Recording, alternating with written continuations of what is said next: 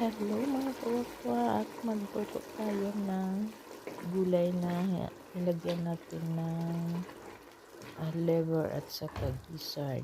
Yan ang niluto natin. Simple lang pero napakasarap po nito mga kawakwak.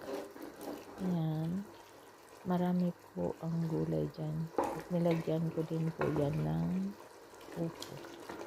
Adobong sitaw at saka gizzard. Ayan, at saka liver. Hindi ko na pinapakita sa inyo ang pag-isa ng sibuyas. Alam mo naman yun kung paano dito.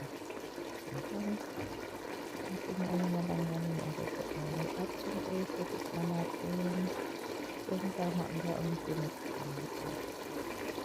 Ayan mga kawakwak. Thank you so much sa panonood. God bless.